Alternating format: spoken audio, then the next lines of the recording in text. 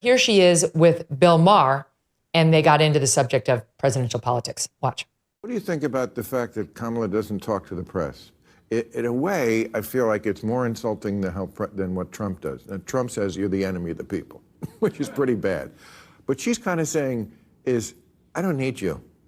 I don't know if it's worse than denigrating the press on a daily basis, which is what Donald Trump did. And so I don't know if I would compare the two. I do think she should talk to the press. I think anyone who wants to have access to the nuclear codes should be willing to sit down and take questions. And we'd love to have her on the show. I don't think that you can say that CNN is anything but fair. I mean, look at that. We covered President Biden's exit from the race very closely, the pressure on him to get out. And I feel like I can speak with authority on this. I'm from Alabama. I'm from a very red state. I have a very conservative family, a lot of them who are Trump voters. They watch my show every night. And I think they know that they can trust me, that, we call bullshit on every side, not just whatever leaning our audience may be. So it's really just what's happening here is that Donald Trump is evil. That's what you really need to know. And she was actually on there suggesting that CNN is fair in its coverage and that, you can trust CNN. You heard her making that claim earlier, and she doubled down on it just with him. I'll give you an example of their super fair coverage. Watch. It was not a rigged election. It was not a stolen election. You and your supporters lost more than 60 court cases on the election. It's the kind of thing that is playing out all over conservative media. I just want to do a little bit of record correcting. There's not record crime right now. Number one, Harris was put in charge, as you said earlier, of combating the roots of immigration. She was not and is not. The borders are. We should note that Claudine Gay has not been accused of stealing anyone's ideas in any of her writings. She's been accused of sort of more like copying other people's writings without attribution. So that after he was hit, former President Trump got up and said, fight, fight, fight. I think what we're hearing from people is that's not the message that we want to be sending right now. We want to tamp it down. What you're seeing behind me is one of multiple locations that have been burning in Kenosha, Wisconsin over the course of the night. Because we have, as you introduced him, as a combat correspondent, which was what his title was. But when you dig a little deeper into that, he was a public affairs specialist, someone who did not see combat, which certainly the title combat correspondent kind of gives you a different impression. So he may be the imperfect messenger on that. But CNN is nothing but fair. Quote, nothing but fair, guys. Is that your impression, Stephen? She does a sleight of hand here, which is she says, Maher went on to say he made fun of the Colbert clip where they just out started laughing when, she said CNN is fair. Colbert kind of said it sarcastically. And the sleight of hand she pulled is, we speak to lawmakers from both sides. So we give people equal opportunity. But like you said, she doesn't go into, and of course, Maher doesn't have the clips about how she treats people from both sides differently, how she's combative with, Ted Cruz, or she'll cut off an interview if somebody says something about COVID or something like that. She's cut off Republicans. And she's never cut off a Democrat. And that's the sleight of hand here that she says is, well, we're fair in that we give coverage to both sides. And they're clearly not fair in how they treat both sides. And that's kind of the game she's playing there. And, one of the things about Caitlin Collins is her greatest sin is actually coming out of conservative media. And Maher even kind of called her on that. And she sort of just said, hey, I did what I had to do. And that's kind of what the conservative media movement has suffered from people like her, from people like Oliver Darcy, who, they prey off people's, most impassioned vulnerabilities about what they believe in politics. It could be abortion. It could be the Second Amendment. It could be, whatever conservative values are. They prey on that and they get people revved up, and then they take a big bag of money and say, oh, just kidding. Sorry. And that's where people like me, we get real jaded about who these people are. And so, again, that's CNN's sleight of hand is we do give equal time, but how they treat both sides is completely different. And she neglects that point. I'm going to steal a moment here, Stu, because this is why people can't freaking stand the media. The stories we've been discussing, Jonathan Karl's disgusting bias, the media working with Kamala's team, like, gee, consider this one, consider that one. The fact that this Kamala Harris team would feel comfortable consulting with the media on who they should give this interview with, right? Caitlin Collins trying to say CNN has been nothing but fair after we've all watched them. Literally, the debate moderators had called Trump Hitler. So that's fair. That's their version of fair. And that is why alternative media, like the two of you guys and this show, have done so well. Because people are sick of this shit. They can't stand being force-fed this nonsense by these mainstream media outlets. And so just a point of pride for the MK show and our audience. It hit the news yesterday that our show has officially crossed over the 1 billion views mark on YouTube, which is one of our 3 platforms. We air live on SiriusXM Triumph channel Monday through Friday at noon East. And we have a podcast, as you know, if you're listening. And we also have a YouTube version of the show. It's all the same show. It's just different platforms. And in July, which was a very busy news month, we hit record numbers. But it was a very busy news month for everyone, not just for the MK show. But I'll tell you something. Our show, which has 6 producers, all right, we have a total of 6 producers on this show, beat NBC News's YouTube channel by millions, tens of millions, beat CBS News's YouTube channel by tens of millions. I'll give you the numbers. We hit 116.8 million views in July. The NBC News YouTube channel, 78 million. The CBS News, 83 million. Sky News, 87 million. BBC News, 72. Again, we're close to doubling some of these. CNBC, 17 million. CNBC, 17 million. We had almost 100 million more views than they had. Do you have any idea how many staffers they have at CNBC and NBC and CBS, and how much money goes into, yes, their YouTube feed, but all the content that goes on there is from their big broadcast networks. All the producers, all the shows, and they appear on these YouTube feeds. All the content, all the viral clips. We have one show. We have this show and 6 producers, and we're crushing these people. And why is that? It's because the audience is onto the bullshit that is the mainstream press, so-called mainstream, the corporate press, dying media. That's what it is. Even CNN, which has a very large and successful YouTube feed. And by the way, their subscribers dwarf our subscribers. They've got NBC has, I think, 16 million. We have 2.3 million, and we're crushing them. Why? Because those numbers are fake. People will click, okay, I follow, when they see one clip they like. They never go back. They have no loyalty to them. Our audience is loyal. They love the show, and they trust us, and we earn their trust and work to every day. CNN, their YouTube, they had 190 million in July, which is huge. They had a presidential debate that, a week before July. They are supported by $1 billion news operation. So they have 190. We have 2/3 of their audience with 6 staffers. 6. That's what's happening right now in media. And it's enormous. That's the sea change that is underway will not and cannot be undone. And people like the CNN anchor we just showed and the ABC News anchor we just showed have no relevance.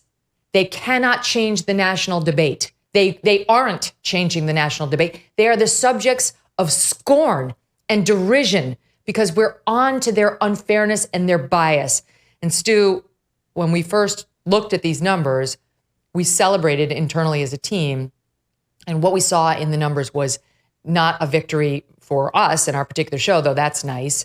It's a victory for you guys and for us and for Ben Shapiro and for all of our buddies who are in this lane with independent voices trying to tell the audience what's real as opposed to the bullshit that we're being force-fed by so-called mainstreamers.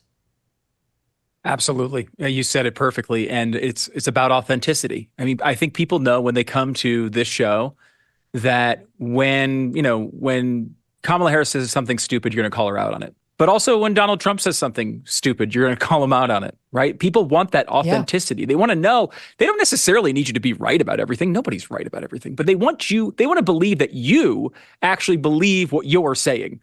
And that is incredibly rare when you look at mainstream media these days. I mean, you look at how inconsistent it is. The Caitlin Collins thing is a great example of it, in which, look at the whimsical sort of shoulder shrug she gave the fact that a presidential candidate is ignoring all media. It's like, oh, well, we'd love to have her on our show. It'd be great. That's not the way you would treat that if a Republican were doing the same thing. I think everybody knows that. And the clip you played, which I was watching live after the assassination attempt, where CNN came on the air and said it was the guy who almost got killed on stage's fault. It was his rhetoric of saying fight, fight, fight, of standing up after while he's bleeding, being hugged by by Secret Service, and having this incredible moment to tell his followers to keep fighting and fighting and fighting. That was a rhetoric problem. A couple of weeks later, the Democratic National Convention went on. What was their slogan at that convention? When we fight, we win. At no point was I told that rhetoric might get us into trouble. At no point did anyone bring up anything like that. It's just the inconsistency in the lack of authenticity. Honestly, in some small way, thank God for it, because I'm sure I wouldn't have a job. Megyn, I'm sure you would. I wouldn't have a job if they weren't failing so poorly and leaving this gigantic gap for all of us to run through, because people are dying for the truth. There are people on that list who would love to have seen me without a job forever. And so I would be lying if I told you something other than I am thrilled that we, our one show, crushed NBC News on its YouTube feed this month. Crushed them. I think there are plenty of people there who would love to have seen yours truly exit the news business altogether, and frankly, who did their level best to make sure I never had a microphone in front of me again. So to all those people, I will say as graciously and with class as I can, fuck off. I'm back. You can't shut me up. Hi, go ahead, Stephen. Yeah, I mean, yeah, just do tomorrow's show with a Santa hat and a beard, and you'll be great. You'll be golden.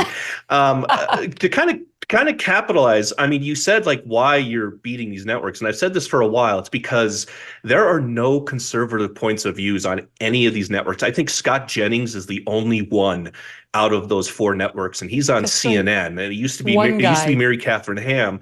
Yeah, it used to be Mary Catherine Ham, and then she spoke up about Jeffrey Toobin, and we can't have that. And so he's back on CNN. Amazing. And so what you have NBC, CBS, ABC, CNN, MSNBC. They're all fighting over the same share of the audience. You have 7 networks who are all fighting over, 40% of the pie. And then you have, and that even goes for late night shows, which aren't even, it's late night group therapy for libs now. And then you have Gutfeld, who's beating them because they're all fighting over the same audience. And so I've said if CNN, if they really wanted to be smart and take on networks and Fox, they'd give Ben Shapiro an hour-long primetime show or someone like that, just an example. But they won't do that because they become ideologically bent. There's not a pro-Trump voice on any of these networks. And regardless if you agree with him or not, he does speak for one of the major political parties. And, to guys like from the Dispatch, and I know David French personally, and guys like Jonah Goldberg, you're not getting back through that door, okay? We're not going back 35 years to Reaganism. Whether you agree with that or not is not the point. It's just a simple fact. And so when you don't have any voices on any of these networks, there are no pro-life voices. There are no Second Amendment voices. I know Stephen Gutowski is now on CNN, and he's there to kind of explain gun rights and this whole thing. But you literally have 50 to 55% of the country who is completely unrepresented in this media. And here, like Stu said, you have Caitlin Collins, who's just like, we'd like her to come on, but whatever. And there's this whole narrative out there. John Harwood is saying, hey, we'd like to talk to her, but she's trying to win the election. And then you have people like Sam Stein at the Bulwark being like, she doesn't have to come talk to us. And my attitude is then, what do we need you for? And this is why journalism was a suicide. It wasn't a murder. People like me didn't kill journalists and journalism. You got it. This was a suicide because these people decided we're going to go off our meds and we're going to stop doing our jobs because it's more important that we get somebody like Kamala Harris elected and then we can all bear witness to the greatness of another historical political figure, as opposed to telling the truth. And no journalist wants to be the one in their social circle and in their professional circle to be the one who wrote the story that helps Donald Trump. Ezra Klein made this very clear. And I've said that this whole election is a do-over of 2016 for the media. It's a chance to go back and right the wrongs that they thought that they did with Hillary Clinton. And so no stories about emails, no stories about anything, nothing that can perceive to help Donald Trump. Because if you write that story, regardless of the truth and regardless of where it goes, and you write the story that becomes a colossal scandal that tanks Kamala Harris's election, you're out. You don't get a CNN job. You don't get invited to book parties. You don't get a book deal. You don't get on network, and you don't get promoted. You know how much our family loves our dogs, right? Even Strudwick, sweet, troublesome, but adorable Strudwick. We love him. I can't even imagine life without them. They have a great life. They're lucky. But some dogs don't and aren't. That's why I'm so glad to tell you about Delta Rescue, the largest no-kill, care-for-life animal sanctuary in the world. They have rescued thousands of dogs, plus cats and horses too. They provide all of the animals with shelter and safety, and most of all, love. And they've been doing it now for more than 45 years. Delta Rescue relies solely on contributions to stay open, and giving can bring tax benefits to you too. Speak with your estate planner about how you can grow your estate while helping animals in need. And check out the estate planning tab on their website to learn more. We love our Thunder and Strudwick, but we love these other animals too. We just can't house and care for them all. But maybe all of us can help them find love and shelter at Delta Rescue. Go to deltarescue.org today to learn more. That's deltarescue.org.